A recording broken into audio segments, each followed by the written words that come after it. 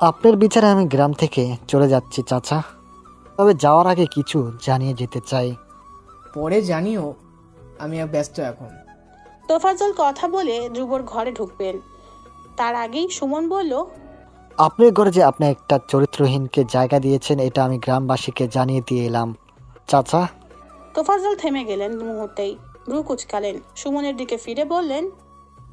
মানে? সুমন তোফাজ্জলের বিস্মিত মুখের দিকে চেয়ে বিশ্রী হাসলো, মুখ এগিয়ে আনলো ওনার দিকে, হাসি ঠোঁটে ঝুলিয়ে রেখেই বলল, এই যে আপনি ধ্রুব ইয়ামিন নামে একটা বরিশালের লোককে নিজের ঘরে জায়গা দিয়েছেন, সে আসলে ঢাকার খাদ্যমন্ত্রী বজ্জাত, উগ্র চরিত্রহীন ছেলে। গ্রামে এসেছে গ্রামের মেয়েদের গোপনে ফুসলানোর জন্য।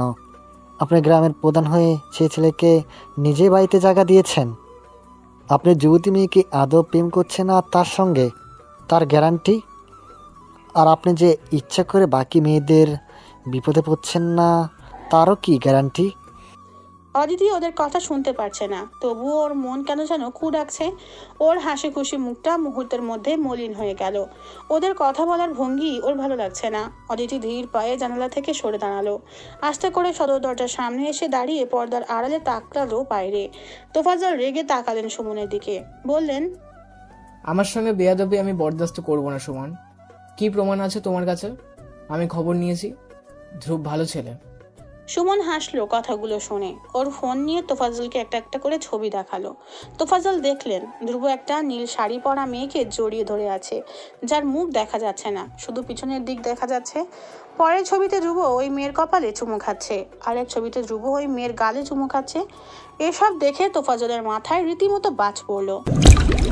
অদিতি দূর থেকে এসব ছবি দেখে আঁতকে উঠে মুখে হাত চেপে ধরে সরে গেল দু কদম।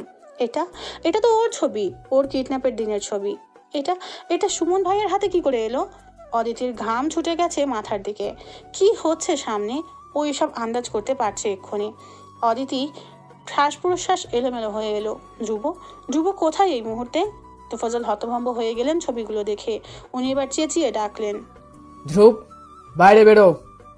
ধ্রুব রুমে ইহানের সঙ্গে কথা বলছিল। তোফাজ্জলের হাঁকটাক শুনে ও দ্রুত ফোন কেটে ভদ্র ছেলের মতো শার্ট ঠিকঠাক করে বেরিয়ে এলো বাইরে। তোফাজ্জলের পাশে সুমনকে বিশ্রী হাসি হাসতে দেখে ধ্রুব ভ্রু কুঁচকে তাকালো। তোফাজ্জল সুমনের ফোন নিয়ে ধ্রুবর সামনে দাঁড়ালেন। শুরুতেই জিজ্ঞাসা করলেন, তুমি কোথায় থাকো? ধ্রুব থমকালো। এই ধরনের প্রশ্ন এখন হুটহাট করার মতো নয়। ধ্রুব চুপ করে আছে দেখে তোফাজ্জল রেগে বললেন, কোথায় থাকো তুমি? আমার বাড়িতে কি উদ্দেশ্যে এসেছো? ধ্রুব মাথা বাঁকিয়ে দূরে অদিতির হতভম্ব ভয়ার্ত চোখের দিকে তাকালো। অদিতির চোখ মুখ ছিল চূড়ান্ত ভয়ার্ত। ও ধ্রুবর দিকে চেয়ে শুকনো ঢোক গিলে চোখ নামিয়ে ফেললো। ধ্রুব বুঝতে পারলো ও ধরা পড়ে গেছে। ও শান্ত চোখে তোফাজ্জলের দিকে তাকালো, কণ্ঠটা বোধহয় একটু কাঁপলো। ও বলল, আমি ঢাকায় থাকি। তোফাজ্জল এবার যেন রেগে ফেটে পড়লেন, বললেন, ঢাকায় থাকো? ঢাকার মন্ত্রী বাপের বজ্জা টুকরো একটা ছেলে এই গ্রামে ফস্তিনস্যি করার জন্য এসেছে। এর বাইরে আর কিছু বলার আছে তোমার? ধ্রুব রাগলো ভেতরে ভেতরে। আজ অব্দি কেউ ওর সঙ্গে এতটা গলা উঁচু করে চিৎকার করে কথা বলার সাহস পায়নি। ধ্রুব দেয়নি কাউকে সেই সাহসটুকু, অথচ তোফাজ্জলকে যা তা গলায় বলে যাচ্ছেন। ধ্রুব রাগ নিয়ন্ত্রণ করে শান্ত গলায় বলল, আমি এমন ছেলে নই আঙ্কেল, আমার মিথ্যা বলার কারণ ছিল। আপনি শান্ত হন, আমি এক্সপ্লেন করব আপনাকে। তোফাজ্জল শুনলেনই না। ধ্রুব কি বলল? উনি রেগে বললেন, কি এক্সপ্লেন করবে তুমি এসব? বলে সুমনের থেকে ফোন নিয়ে ধ্রুবকে ছবিগুলো দেখালেন। ধ্রুব ছবিগুলো দেখে ওর চোখ বড় বড় হয়ে গেল। এটা তো ওর আর অদিতির ছবি। ও আহামুকের মতো দ্রুত মাথা তুলে দূরে অদিতির দিকে তাকালো। অদিতির চোখ টলমলে। অদিতি জানে এখানে কেটে ফেলে দিলেও এই মেয়েটা যে অদিতি সেটা সে স্বীকার করবে না, বরং নিজের ঘাড়ে নিবে চরিত্রহীনের অপবাদ। কিন্তু অদিতি জানে ধ্রুবর জীবনে অদিতিই সর্বপ্রথম নারী। ধ্রুব অদিতির থেকে চোখ সরিয়ে ফেললো, মাথাটা নামিয়ে ফেললো, উত্তর দিল না কিছু। তোফাজ্জল বললেন, উত্তর দাও। আমার গ্রামে আমারই বাড়িতে তুমি মিথ্যা কথা বলেছিলে এতদিন, তোমার উদ্দেশ্য কি? তোফাজ্জল একটু থামলেন, অবিশ্বাস নিয়ে এবার বললেন, ধ্রুব, তুমি কি নারী পাচার করো? ধ্রুব থমকালো, মাথা তুলে হতভম্ব হয়ে তাকালো তোফাজ্জলের দিকে, বলল, আমি এমন ছেলে নই, আর ছবির এই মেয়েটাকে আমি ভালোবাসি, ব্যাস, আর কিছু না। আমাদের সম্পর্ক পবিত্র। ছবিতে যা দেখাচ্ছে আমাদের মধ্যে তেমন কোনো নোংরা সম্পর্কই নেই। তোফাজ্জল চোখ বুজে শ্বাস ছাড়লেন, হেসে তাচ্ছিল্য করে বললেন, বুঝতে পারছি এ কেমন ভালোবাসা। এই মেয়ের বাপের জন্য আজ আমার আফসোস হচ্ছে। এলোমেলো শাড়ি পরে ধরাধরি করে তোমার সঙ্গে। দোষটাই মেয়েদের না, দোষটা ওদের বাবা মায়ের, যারা ওদের ঘরে একটা নোংরা মেয়ে পয়দা করেছে। ধ্রুব এবার আর নিজের রাগ একটুও সামলাতে পারল না, আঙুল দিয়ে চেঁচিয়ে উঠল, এনাফ আঙ্কেল, আপনি আমাকে বাজে বলার, খারাপ বলার, নষ্ট বলার যা ইচ্ছা বলুন। ওকে নয়, ওকে একদম নয়। আমি জানি ও কতটা পিওর একটা মেয়ে। আপনি জানেন না, কিচ্ছু জানেন না আপনি। তোফাজ্জল রাগের মাথায় কি বলছেন উনি নিজেও জানেন না। মূলত উনি আহত হয়েছেন, ওনার গৌরব আজ আহত হয়েছে। ধ্রুবকে এত ভালো ভাবেন, ওনার বিচার কখনো ভুল হয় না, সেটাই জানতেন উনি এতদিন। আজ ওনার চোখের বিচার নস্যাৎ প্রমাণিত হচ্ছে। নিজের প্রতি নিজেরই ঘৃণা ধরে গেল তোফাজ্জলের। ধ্রুবর চোখ মারাত্মক লাল হয়ে আছে। যে কোনো মুহূর্তেও তোফাজ্জলকেও ধ্রুব রেগে অদিতির দিকে তাকালো। অদিতি ততক্ষণে কেঁদে ফেলেছে। ফাহিমা চাচানো শুনে দৌড়ে এলেন বাইরে। ততক্ষণে যা ঘটার ঘটে গেছে। ধ্রুব নিজেকে শান্ত করলো, শুধুমাত্র অদিতির চোখের পানি দেখে। শুধু অদিতির বাবা বলেই ও নিজেকে ছোট করে বলল, একটা মিসআন্ডারস্ট্যান্ডিং হচ্ছে আঙ্কেল, আপনি রাগের মেজাজে আছেন। আমরা বসে কথা বলি প্লিজ। তোফাজ্জল থামলেন, শান্ত চোখে ধ্রুবকে দেখলেন, পরে সাফ সাফ জানিয়ে বললেন, তুমি আজকে এই গ্রাম থেকে এক্ষুনি এই মুহূর্তেই চলে যাবে। তোমার ব্যাগপত্র গোছাও। ধ্রুব এবার যেন মারাত্মক অধৈর্য হলো, অস্থির ভঙ্গিতে এগিয়ে এলো 2 কদম, বলল, আঙ্কেল আমি এক্সপ্লেইন করবো সব, প্লিজ আমাকে জাস্ট 2 মিনিট সময় দিন। অদিতি শুধু তাকিয়েছিল ধ্রুবর দিকে। ধ্রুব যে জীবনে কারোর কাছে মাথা নত করে কাউকে অনুরোধ করে কিভাবে শিখেনি, আজ অদিতির জন্য ও কারোর সামনে মাথা নত করলো। অদিতি এসব দেখার আগে কেন ধ্রুবকে রাগ দেখিয়ে চলে যেতে বললো না? কেন ধ্রুবকে নিজের লাইফে আসার জন্য লাই দিল? আজ বড্ড আফসোস হচ্ছে অদিতির। অপরাধ বোধে অদিতির গা জ্বলে উঠলো যেন। ও মাথা নাড়িয়ে টলমলে চোখে চেয়ে বিড়বিড় করতে লাগলো, চলে যান ধ্রুব, চলে যান। আর কত আমার অপমান সইবেন?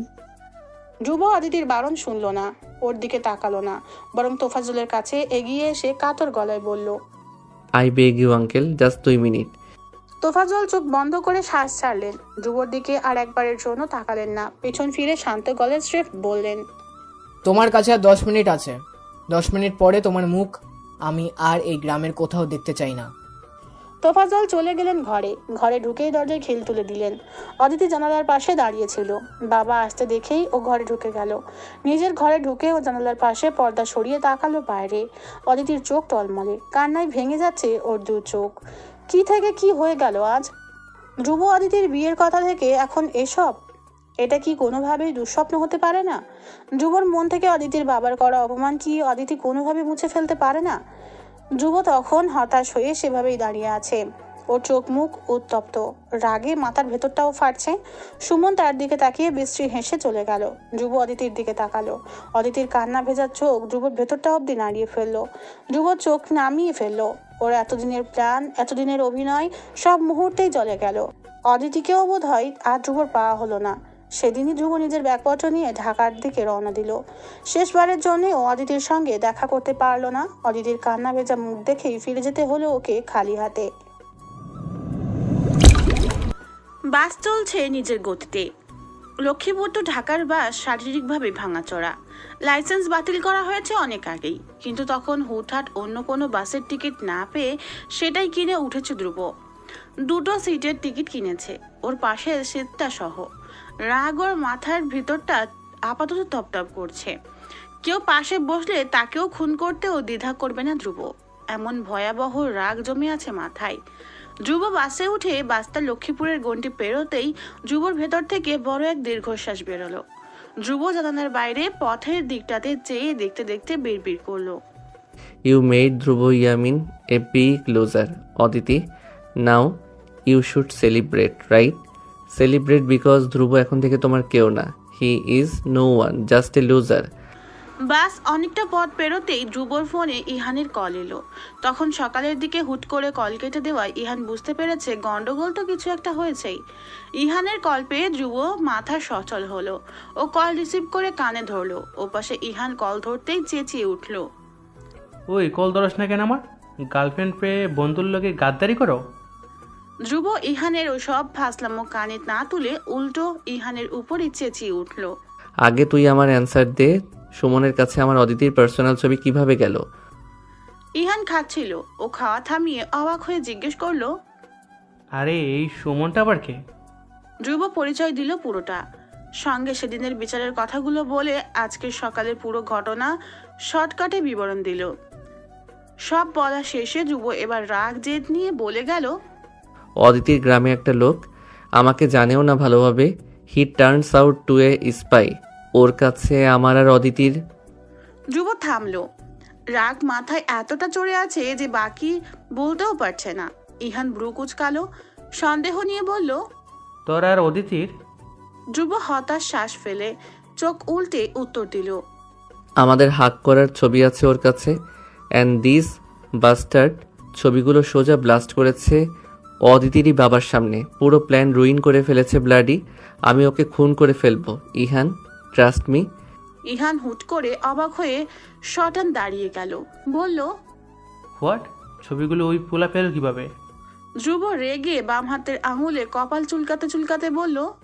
সেটা আমি কিভাবে জানবো? ওই সময় ওই রুমে আমি আর তুই ছিলাম। ইহান ধ্রুবর বলার ইঙ্গিত দ্রুতই ধরে ফেলল। ব্রু উঁচু করে সঙ্গে সঙ্গে নিজের দিক পরিষ্কার করে বলল। ভাই কসম, আমি ছবি তুলিনি। আমার সামনে দুটো মানুষ লুতুপুতু করছে, এসব দেখতেই তো আমার শরম লাগে। ইহানের এই মুহূর্তে করা মজা ধ্রুবকে বিরক্ত করলো। ধ্রুব চোখ মুখ কুচকে বলল। ফাইজলামো কমা। লিসেন, আমি ঢাকা আসছি আজ। আই এম শিওর ছবিগুলো ওই ছেলেগুলোই লিক করেছে। তুই এখন ওদের কাছে যাবি। আমি অ্যাড্রেস মেসেজ করেছি। তোর কাজ হচ্ছে তুই খবর বের করবি ওই ব্লাডি রাস্কেলগুলোর মুখ থেকে। বাকিটা আমি এসে দেখে নেব। ইহান মাথা নেড়ে সায় দিল, তারপর হঠাৎ জিজ্ঞেস করলো। আর অদিতি, ও ঠিক আছে? ধ্রুব দীর্ঘশ্বাস ফেলে বলল।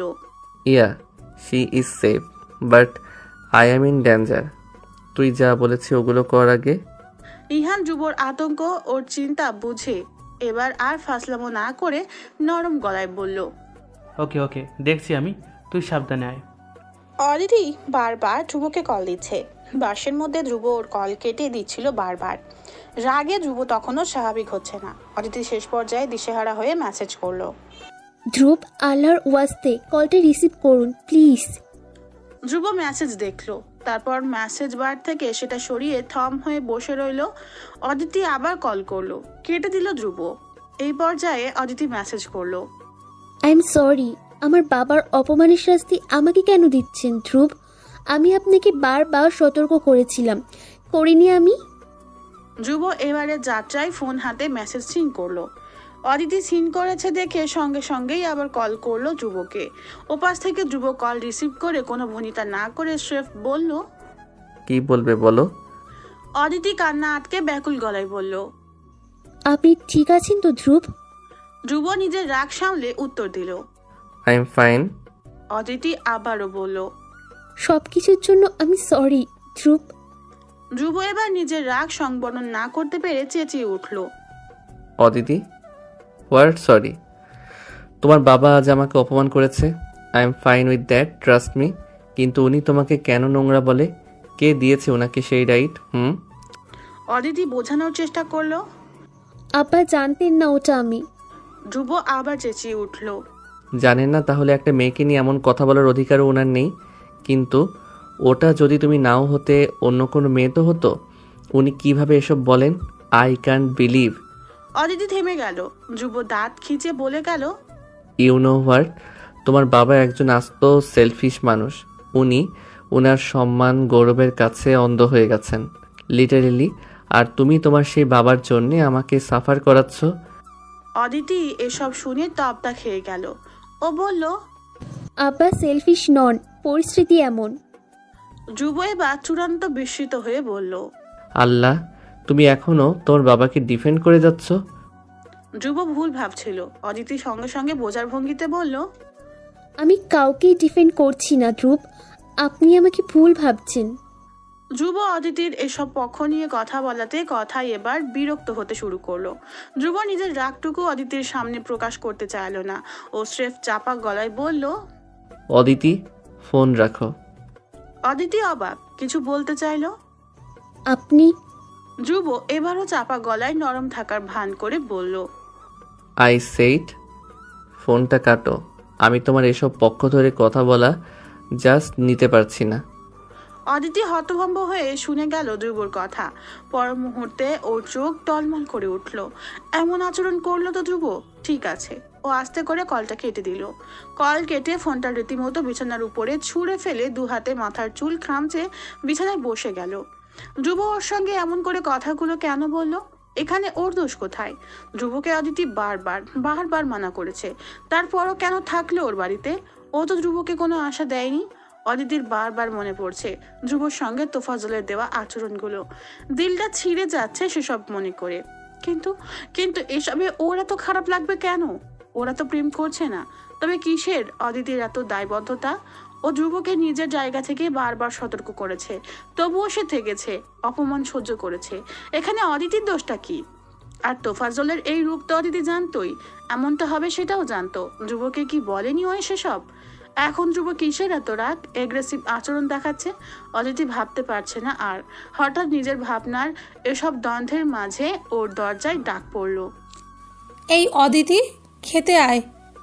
অদিতি থামলো, চোখের পানি মুছে মুছতে ভাঙা গলায় বলল, তোমরা খেয়ে নাও, আমি একটু ঘুমাবো।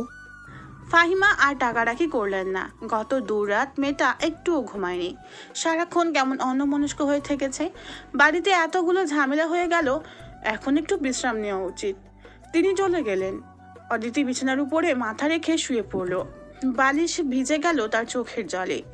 দুপুর গড়িয়ে বিকেল হতেই অদিতির ফোনটা বেজে উঠল। ও 2 হাতে চোখ মুছতে মুছতে উঠে বসলো। ফোন হাতে নিয়ে দেখে তানিয়ার কল। এমন মুহূর্তে তানিয়ার ফোন পেয়ে অদিতি থামলো কিছু সময়ের জন্য। ও কল রিসিভ করে কানে ধরতেই ওপাশ থেকে তানিয়া অস্থির গলায় বলতে লাগলো, অদিতি, ধ্রুব ভাই অ্যাক্সিডেন্ট করেছে, আমরা এই মুহূর্তে ওনাকে নিয়ে হসপিটালে যাচ্ছি, তুই কি আসবি? অ্যাক্সিডেন্ট? পুরো কথা শুনে থ হয়ে গেল অদিতি। সে ফোনটা আবার সামনে নিয়ে নাম্বার দেখলো। কয়টা বাজে? 1 ঘন্টা হয়েছে ধ্রুবর সঙ্গে কথা হয়েছে। এই 1 ঘন্টার মধ্যে অ্যাক্সিডেন্ট? অদিতি হতভম্ব হয়ে বলল, তুমি মজা করছো নাকি তানিয়া? আমি মজার মুডে নেই, আমার লাইফে এমনিতেই অনেক ঝামেলা চলছে। তানিয়া এবার অধৈর্য হয়ে বলল, তোকে আমি ছবি পাঠাচ্ছি, ভাইয়ার অবস্থা খারাপ, আই ডোন্ট নো কি হবে সামনে, তুই হাই প্লিজ। অদিতি কেঁপে উঠল।